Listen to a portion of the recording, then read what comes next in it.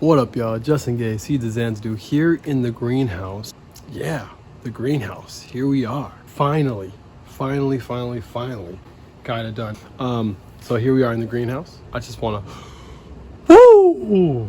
Like Ric Flair about the greenhouse, y'all. The whole thing about keeping your plans in sand and your goals in concrete.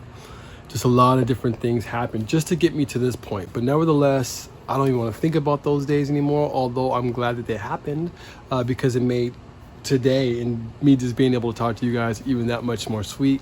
Y'all, it's like night and day times 2. Check it out, dude. Like, the production is way better than I've ever had production this time of year or during these types of temps.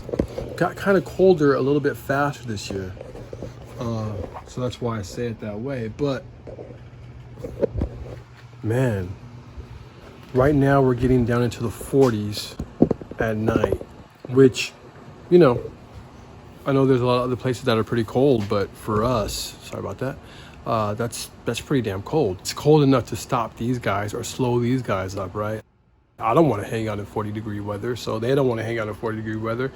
And so they kind of slow way up on me. About a week or two ago, believe it or not, we couldn't even do any markets because I just didn't have the product. Everything was just way too small. Finally, last week, everything got up, at least until this point. We still do have some work. Check it out, man. Let's just talk about it. Heating. Just because I built this greenhouse doesn't mean that this greenhouse is going to be warm in here at all times. This greenhouse is going to be warm in here during the day. I'm in Southern California, you know what I'm saying? So we still do get pretty warm in here. Right now, we got it right about 78. At night, when it drops into those 40s, it drops down into the 40s in here as well. I want to make sure that this thing is heated properly. I have a couple other heating solutions that I'm going to be coming up with here pretty soon, or I'm going to be implementing pretty soon. So, and then when I got this secondary, all right, just check it.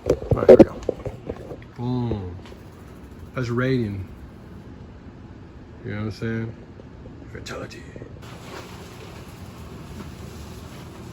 It's still been really windy out here, and that's another thing we're going to talk about too. This double layer of plastic, just how awesome that is. But anyway, keeping on with the heat. This is one of those that you'll see in a restaurant. It's a 48,000 BTU. It kicks out some heat. I never turn it all the way up, or what I've been doing. So here's that fan.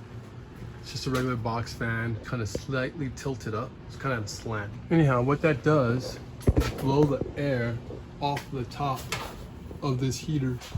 Not to mention all the heat as it rises up to the top, right? It keeps all that hot air circulating around here. And what that does is now comes into here. This is just some frost protection right here, man. That's all this is. This is frost protection. That hot air blows into here. And it just keeps us nice and snug, like a bug in a rug, y'all. It's just really nice under here. It's actually nice underneath the whole entire structure, but specifically under here. As soon as you walk out of the cloud, I like calling it the cloud because that's what I feel like I'm in when I'm in here. So as soon as you walk outside, you're still inside the greenhouse. You feel the temperature drop. I'm not exactly sure how much. I don't have a thermometer out there. Speaking of propane, we are not completely sealed in here. So if you do decide to go with propane in your structure, make sure that you have some type of ventilation. These units are actually made for outdoors. They should be used outdoors. I'm more of a hybrid, right? But I guess all I'm getting at is that there is a lot of fresh airflow that comes in and out of this structure. It's been working out really well. I mean, my yields are right about back to where they were in the summer. In fact, our sunflower actually have been harvesting about 2 pounds per tray, right about 1.75 pounds. And another really cool thing about this whole situation is I'm not paying Edison any money. That is so sweet on so many levels. Oh yes, hell yeah. We went solar last year around this time. Don't ever do that. Yeah, pick a better time to go to solar. What ended up happening was that I was paying, man, right about $800 a month total in electricity. Edison was right about 600. No, it was pretty close to 700. Yeah, $700 a month, just by itself. And then the bill that I had to pay for my solar, which I wasn't getting any kind of, I wasn't getting anything at that point, because we were in the middle of winter, so there was no sun. I wasn't generating much. It was about $135.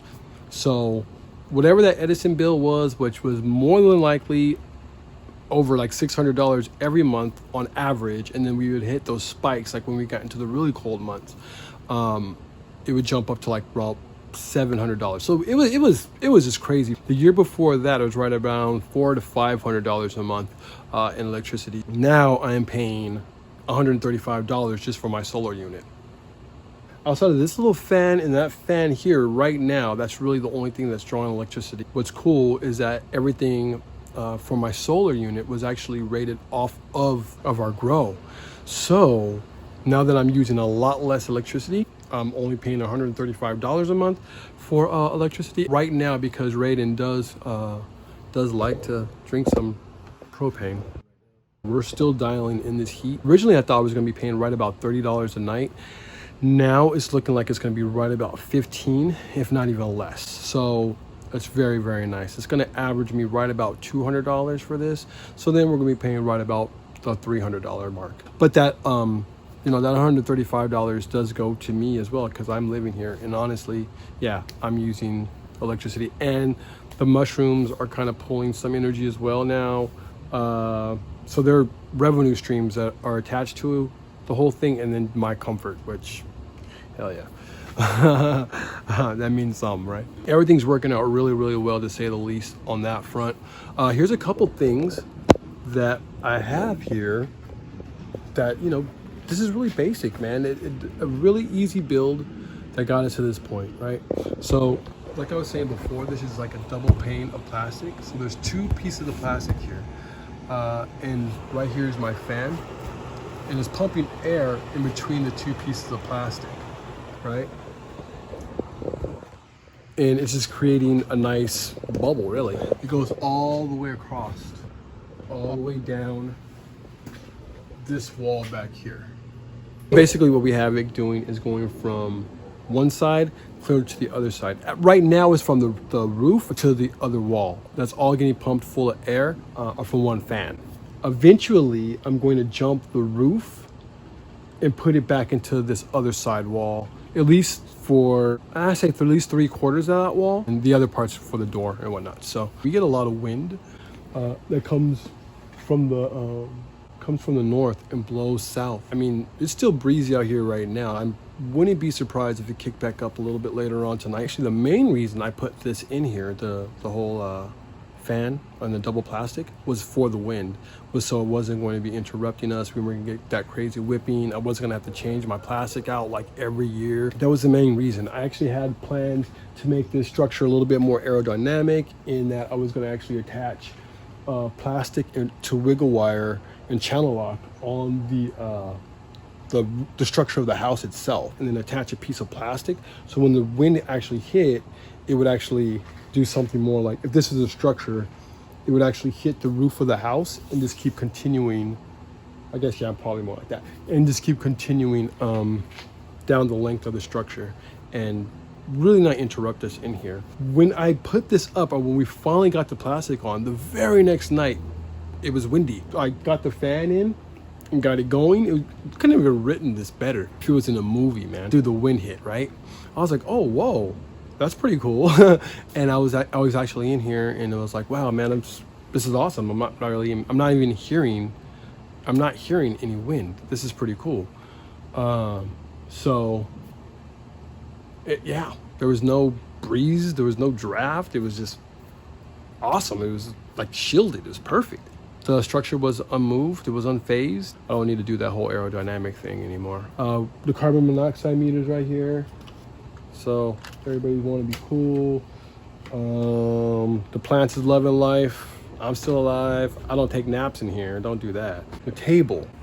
So right now what I've done is built out just your standard table.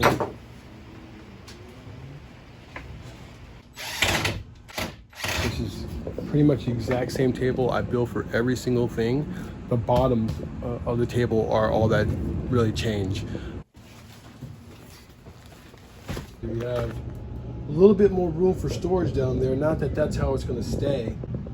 That's kind of just clutter at this moment. There's really nothing big here, you know what I'm saying? Just a couple legs, bottom, and really that's it. It's pretty simple. But what I did was attach some liner.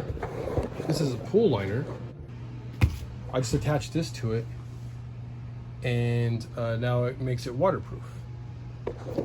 This is not the end all be all for this.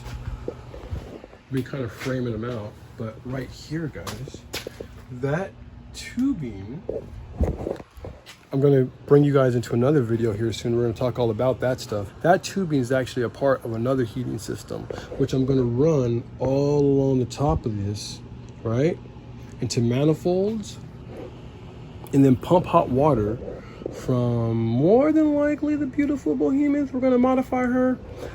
Not liking her for mushrooms at all, y'all, but dude, there's a cat down the street, or not too far, not too far away from here, that sells these for like 15 bucks, right? So I can get these really accessibly just right down the street for dirt cheap, y'all. So I'm gonna get a lot of these. It doesn't matter.